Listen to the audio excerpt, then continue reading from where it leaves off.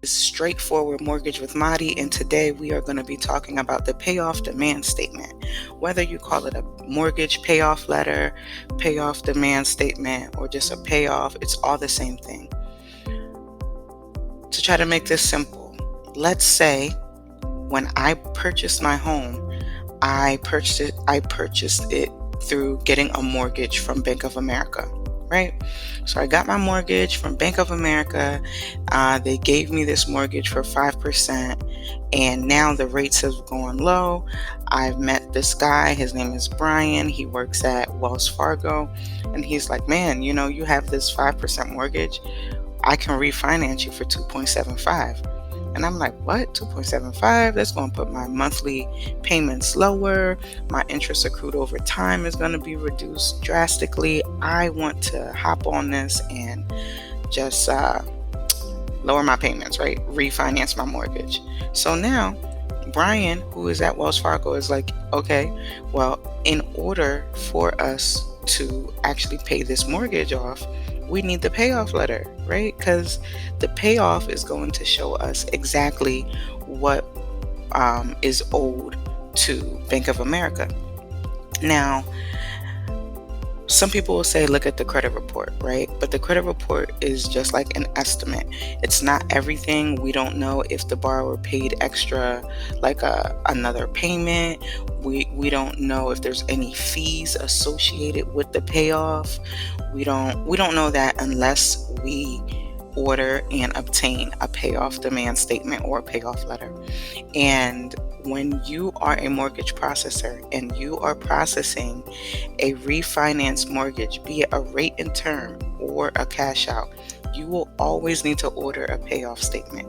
Always, always, and always, because there's no way for your mortgage company to pay off the old mortgage company if we don't have the payoff letter that shows us the balance and the fees associated with paying the loan off. And also, I'm going to scroll down, you'll see here that we have the address when we're finally, closing the loan. This is the address that the payoff can be mailed to, the check or the wire that we can, send the money to pay off this mortgage.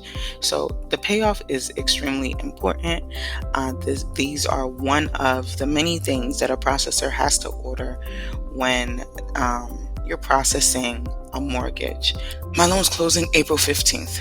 Let's just say my loan is closing April 15th. I call to order my payoff and I want it good through, normally I'll say April 30th. It's just because the reason I get it out until the 30th is because I want to make sure that we have enough interest on the payoff, because even if I use the full amount through the 30th and we're getting that loan paid off on the 15th, the worst that can happen is we'll overpay the mortgage, and then when it's overpaid, they're just going to cut the borrower a check and say, you overpaid your mortgage when you were paying us off, here's the difference, right? But you always want to make sure it's at least more. You don't ever want it to be less, because then that's a problem. I won't do too much when it comes to this interest because I don't want it to go over your head. But as far as ordering a payoff, sometimes it's different ways, and again, it's not rocket science.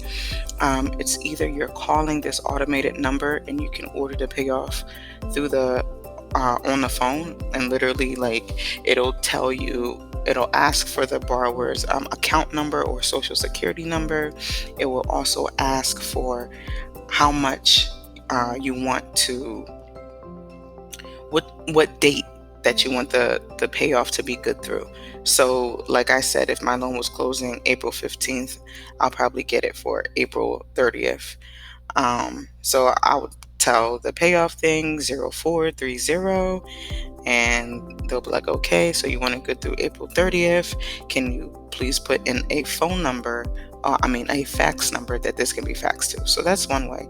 Another way is sometimes some companies have it online where you request a payoff demand statement through their portal online. That's another way. And then others will say you have to fax the request in.